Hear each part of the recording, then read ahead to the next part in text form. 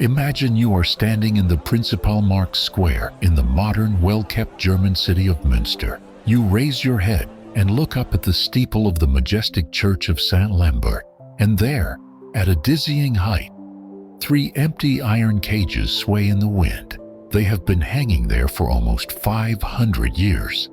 This is not a museum installation. It is a gruesome, rusted reminder of the year when this very city descended into a hell on earth, a dystopia that blended the religious fanaticism of The Handmaid's Tale with the post-apocalyptic madness of Mad Max. This is the story of the Münster Commune, one of the most radical and terrifying social experiments in human history. It is a story of how in 12 months, a prosperous city led by charismatic prophets went from a utopian dream of the kingdom of God to a bloody dictatorship, legalized sexual slavery, mass starvation, and cannibalism. And all of this consists of real documented events. To understand how this could have happened, one must dive into the atmosphere of the early 16th century. Europe was bursting at the seams. A few decades earlier, Martin Luther had nailed his 95 Theses to a church door, launching the Reformation, a theological earthquake that fractured the Christian world. The power of the Catholic Church was shaken. People who had lived for centuries in a strict hierarchy suddenly felt they could speak to God directly, without intermediaries like popes and bishops. It was a time of great hope and great upheaval. But the Reformation was not monolithic. Alongside the moderate Lutherans and Calvinists, dozens of radical movements emerged. The most prominent among them were the Anabaptists, or rebaptizers. Their key idea was simple and explosive. Infant baptism was invalid, as a child cannot make a conscious choice of faith. A true Christian must be baptized as an adult, of their own free will. For the authorities, this was not merely a theological dispute. It was a challenge to the entire social and political structure. Anabaptists often refused to pay taxes, serve in the army, or swear allegiance to secular rulers, declaring that they obeyed only God's law. They were considered dangerous seditionists, and a brutal hunt for them began all across Europe. They were drowned, burned at the stake, and persecuted by Catholics and Protestants alike. The persecution only tempered the Anabaptists' faith and made their ideas even more radical. An apocalyptic conviction grew among them. This sinful world was doomed. Judgment Day was coming soon, and God would punish their persecutors. The righteous, however, would gather in one place, the New Jerusalem, to survive the coming apocalypse and establish the kingdom of God on earth. All they needed was a city and a prophet to point the way. That city became Münster, a wealthy Hanseatic city in Westphalia, formerly ruled by Prince Bishop Franz von Waldeck, but possessing considerable autonomy. As elsewhere in Germany, the ideas of the Reformation found fertile ground here. A local priest, Bernhard Rothmann, charismatic and eloquent, began preaching Lutheranism, and then, under the influence of itinerant preachers, his views grew increasingly radical. He began to openly sympathize with the Anabaptists. News of the tolerant Münster spread through the persecuted communities of the Netherlands and Germany. The first Anabaptists began to trickle into the city, and among them was the man who would change everything, Jan Mathis, a baker from the Dutch city of Haarlem. Mathis was not just a preacher, he was a prophet in the Old Testament sense of the word, stern, zealous, and convinced of his direct connection to God.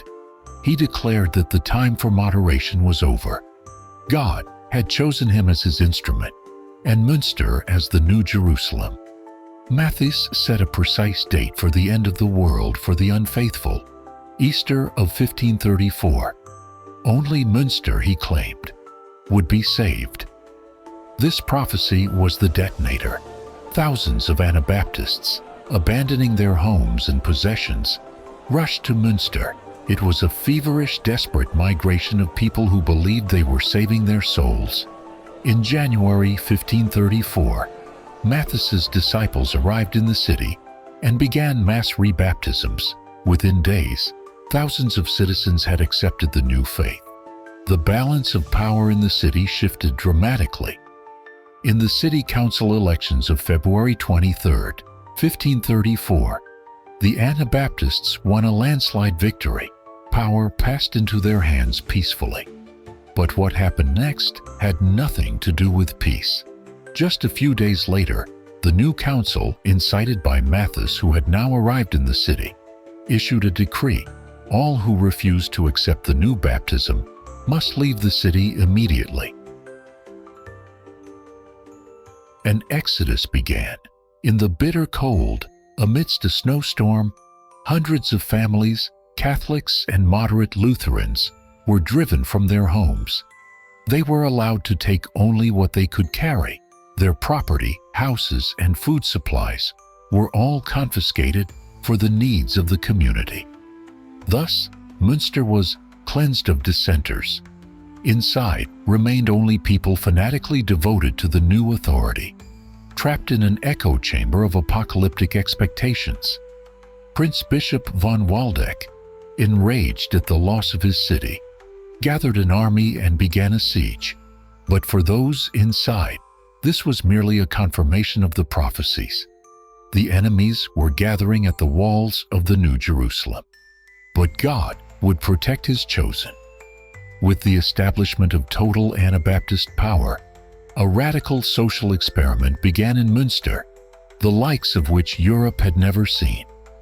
Jan Matthes and his chief aide, a young and ambitious tailor from Leiden named Jan Bockelson, known to history as John of Leiden, set about building the kingdom of God as they understood it. The first order of business was the abolition of private property. Money was declared despicable metal and the root of all evil. Citizens were ordered to surrender all their gold, silver, and cash to a common treasury. Property became communal. The doors of houses were to remain unlocked day and night, symbolizing that everything belonged to everyone. Food was distributed through community dining halls. It was a theocratic version of communism, but behind the beautiful facade of brotherhood and equality lay a brutal terror. Special squads went from house to house conducting searches. Anyone who tried to hide a coin or a silver spoon was accused of sacrilege against the community. The punishment was singular: public execution in the market square. The next step was the destruction of the past. By order of Matthes, a huge bonfire was lit in the square before the cathedral. All books except the Bible were brought there and thrown into the flames. Chronicles, scientific works, poems, legal codes, everything that connected the New Jerusalem to the sinful past world was consigned to fire. Even priceless manuscripts from the cathedral library were destroyed. It was a cultural castration of the city, designed to leave the inhabitants alone with a single truth. Life in the city became a series of prayers, sermons, and waiting for a miracle. But the divine punishment promised for the besiegers on Easter did not come. The bishop's army continued to tighten its ring of blockade. Bewilderment grew in the city. Why was God delaying? And then Jan Matthes made his final, fatal move. Seized by a prophetic ecstasy, he declared that he himself, like Gideon from the Old Testament, would crush the army of the godless with a handful of faithful followers. He rejected all the rational arguments of his comrades. On April 5, 1534, Easter Sunday, Matthes and a few dozen of his followers rode out of the city gates to meet the bishop's army of thousands. The soldiers, stunned by such audacity, froze for a moment. Then a storm of crossbow bolts and bullets rained down on them. Matthes was one of the first to be killed. His body was captured, beheaded, and his head was impaled on a spike outside the city walls. The rest of his body was quartered and sent to neighboring towns as a warning. The prophet of the New Jerusalem was dead. For the besieged, it was a shock. Their divinely inspired leader, who had promised them divine protection, had been torn apart like a common mortal. It seemed everything had collapsed. A power vacuum emerged, and at that moment, a man stepped onto the stage who would turn the tragedy into an even more monstrous farce. That man was the 25-year-old John of Leyden. Unlike the stern ascetic Matthias, John was an actor by nature, handsome, charismatic, eloquent, and incredibly power-hungry. He quickly realized that the death of Matthias was his chance. He stood before the shocked citizens and announced that he had received a new revelation from God. The death of Matthias was not a defeat, but a test of faith. And now God was transferring power to him, John. He abolished the Council of Elders, which he himself had created after the prophet's death, and introduced a new form of government based, he claimed, on the biblical example of ancient Israel. In September 1534, after another prophetic performance, one of his henchmen predicted that John of Leyden should become the king of the new Israel and rule the entire world. To the ecstatic cries of a crowd starved for certainty and miracles, John accepted the title. The former tailor staged a lavish coronation for himself. 2 crowns were made for him, one secular, one spiritual, along with a scepter, a chain forged from confiscated gold, and other regalia. He created a luxurious court, surrounded himself with bodyguards, and rode through the city on horseback, while the common people were already beginning to feel the shortage of food. But his most terrifying innovation was mandatory polygamy. This decision had a cynical pragmatism behind it. After the expulsion of the unbelievers and the deaths of men in battle, a monstrous demographic imbalance had developed in the city. There were about 3 times as many women as men.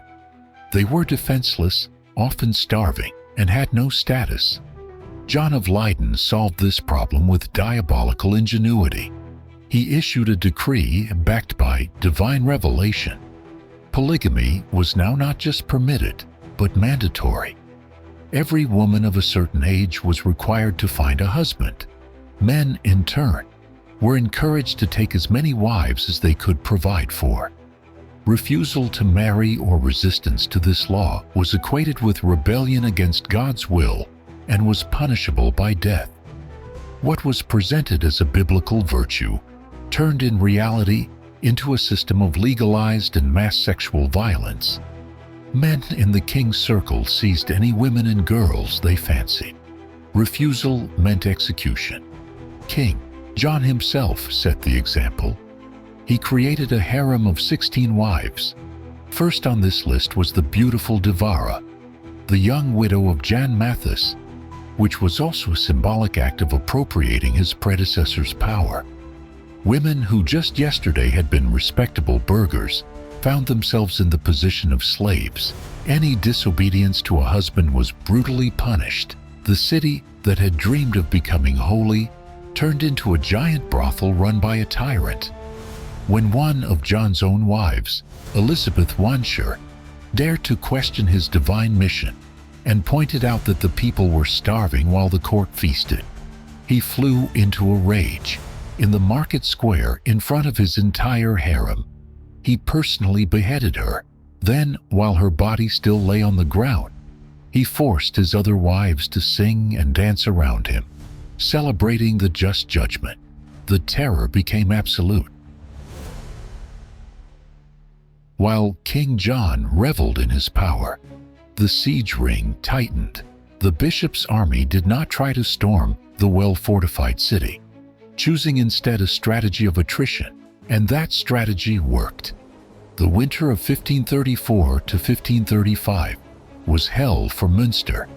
Food supplies, squandered on court feasts, ran out. A terrible famine began. Everything was eaten: dogs, cats, rats, mice. When they were gone, people began to boil leather, belts, scrape moss from walls, and eat grass. The city filled with emaciated, shadow-like people. The king's propaganda worked at full tilt. He promised an imminent miracle, divine intervention, an army of angels. Any doubts or attempts to speak of surrender were met with immediate death. Patrols roamed the streets, hunting for traitors. Public executions became a daily ritual designed to maintain discipline through fear. In these inhuman conditions, the last moral prohibitions fell. Rumors began to circulate from the city, later confirmed, of cases of cannibalism. Desperate people, driven mad by hunger, dug up fresh corpses and ate them. Some historians believe the authorities even tacitly encouraged this to postpone the inevitable end. The New Jerusalem had become a ghost city, inhabited by skeletons ruled by a mad tyrant who continued his feasts surrounded by his wives and bodyguards. The end was near. Salvation for the besiegers came from within. In June 1535, two citizens, Hans Eck and Heinrich Grisbeck, unable to bear the hunger and horror, managed to desert the city. In exchange for a pardon, they told the bishop's soldiers about a weak spot in the defenses and agreed to lead them inside. On the night of June 25, 1535, a small detachment of landsknechts, under the cover of darkness and a thunderstorm, infiltrated the city. They managed to open the gates for the main army. A massacre began. The soldiers, brutalized by the long siege, spared no one. The emaciated defenders of the city could offer no serious resistance. The streets of Münster filled with blood. John of Leyden, his right-hand man Bernhard Knipperdolling, the former burgomaster, and another leader, Bernhard Krechting, were captured alive. They were paraded through the surrounding lands in a cage, like wild animals, to display the fall of the king. The trial was short, and the execution was demonstratively cruel. On January 22, 1536, in the main square of Münster, where John had recently held his parades and executions, a huge crowd gathered. The three Anabaptist leaders were chained to a post. For an hour, executioners tore at their bodies with red-hot tongs, ripping away pieces of flesh. Despite the monstrous torture, John, according to eyewitnesses, remained silent until the very end. When the torture was over, they were given the coup de grace. Their hearts were pierced with red-hot daggers. But even this was not enough for the bishop. A lesson had to be taught that no one would forget. The bodies of the dead leaders were placed in 3 specially made iron cages.